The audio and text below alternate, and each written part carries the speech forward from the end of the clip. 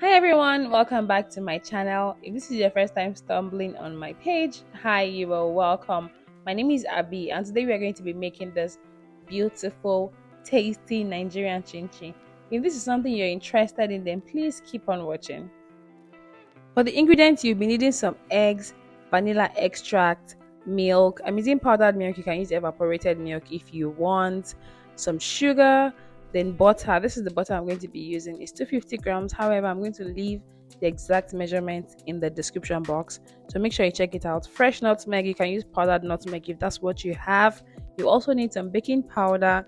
And then lastly, all-purpose flour, of course.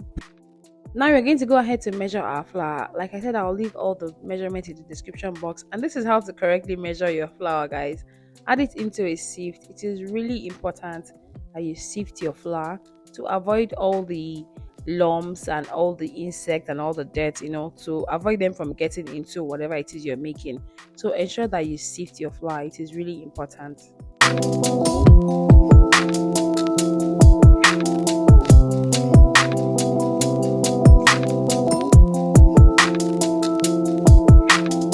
Next thing you'll be adding in is your sugar. I forgot to sift my baking powder with the flour, so I'm going to be doing that now. You can do that while you're sifting the flour.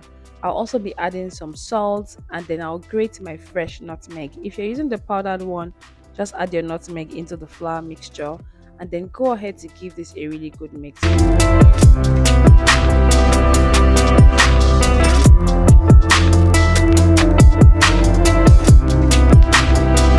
Once you've combined all your dry ingredients properly, now you're going to add in the butter. Like I said, I'll be leaving the measurements in the caption, but I'm just squeezing about half of these 250 grams of butter, which is about 125 grams.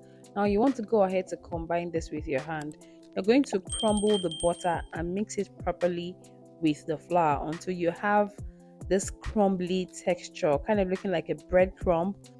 Once you have this look, then you know that you are done with the dry ingredients. Now it's time to make the wet. For my milk, because I'm using powdered milk, I'm going to add some water into it to make it into a liquid form of milk.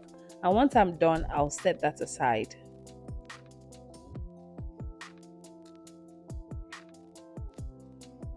Now it's time to combine the wet and the dry ingredients. I'm going to be adding the eggs into my flour mixture and then the milk.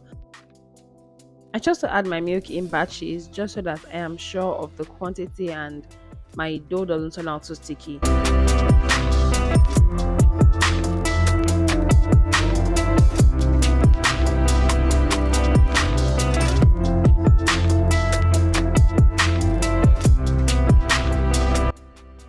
Now I'm adding the other batch of the milk and I'm just going to combine everything together again. Your dough is supposed to come out firm, soft but not sticky. So this is what the dough looks like after I've mixed it together. And please, you don't want to over knead your chinchin dough. You only want to combine everything together, and once it is combined, you're going to set this aside. And I'm going to be covering this with a napkin or any cloth to sit for about 10 to 15 minutes just to firm up the dough a little bit more so it's easier to cut. And this is what it is looking like. It is still soft but very firm. So I'm going to take this out of my bowl and place on a powdered surface, and I'm just going to go ahead to cut this in 4 places. You can cut it in 2, you can cut it in 3. You're basically just cutting so that it's easier for you to roll out the dough and then cut into your preferred shape and size of chinchin. Once you're done cutting it into your preferred size, you're going to take your rolling pin. You can use a bottle for this, anything that does help spread the dough on a flat surface, and then you go ahead to spread it.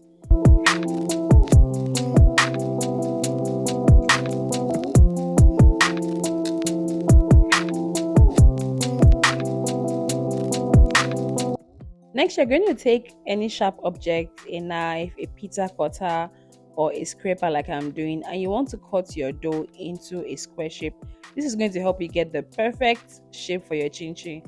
When it comes to the texture of your chinchin, it starts from how flat your dough is. So if you want a very crunchy chinchin, you would need to roll out your dough to be really flat, flatter than what I did. But I like my chinchin crunchy but soft on the inside. So if you want a soft chin that's crunchy on the outside and soft on the inside, you want to make your dough quite thick, as you can see on the screen.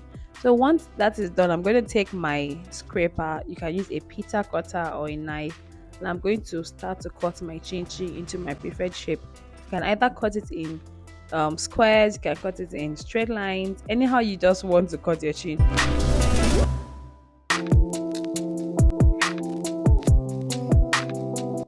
So this is all the chin that I cut out, and I just added some flour to loosen it up. Next, you're going to place your pan on heat, and then you add your oil. For chin, it needs deep frying, so you need to add, quite a bit of oil into your pan so that it fries properly. You can also use your air fryer or oven to bake your chin. But today I'm just going to be showing the frying method. So I dropped one chin into the pan to know when it's hot, and once the oil is hot, it's going to float to the top, as you can see. Now I'm going to be adding my chin and I'm going to allow this to fry. When frying your chin, one thing you do not want to do is to leave the chin on heat and go about doing other things. You need to stir it very frequently so that it cooks all around. And once you have this golden brown color, we take it out from the pan. Chin oxidizes, that means it turns darker when it is cooling. So once you achieve this golden brown color, just take it out from your oil and set aside.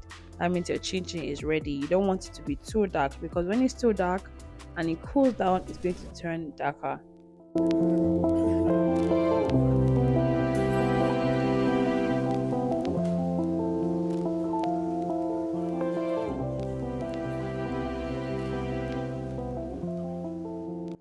Ensure to fry your chin on medium to low heat. You don't want the heat to be too high, neither do you want it to be too low. So medium heat so it cooks just right.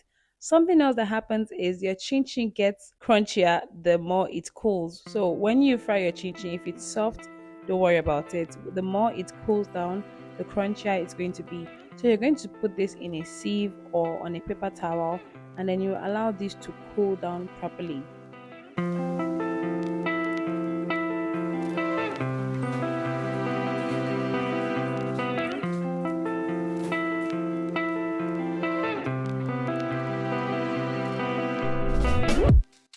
And guys, this is how easy it is to make your own Nigerian Chinchin. Very straightforward, no stress. I think the only thing that might be stressful is cutting the Chinchin into small sizes. Aside that, it is really easy to make. And also, I forgot to show the clip where I added the vanilla extract. So please add it once you add your eggs and your milk into the flour. Have you also noticed how darker the Chinchin has become compared to when we took it out from the oil? So that is what I was referring to, that the Chinchin does oxidize. Once it is cooled down, you're going to transfer this to an airtight container and store. I hope you guys enjoyed watching this video. Now you know how easy it is to make your own Chinchin from home. So you can make yummy Chinchin for your family and for yourself. Thank you guys so much for watching. Don't forget to give this video a thumbs up. Hit the subscribe button if you have not subscribed yet. Drop a comment in the comment section. Let me know if you're going to be trying this Chinchin. And if you have any particular flavor of Chinchin that you like, let me know in the comment section also. And also share this video so that others can learn how to make Chinchin. I'm going to be introducing shout outs, so drop your comments in the comment section and I'm going to post your comment and give you a shout out in my next video. Thank you guys so much for watching. Bye.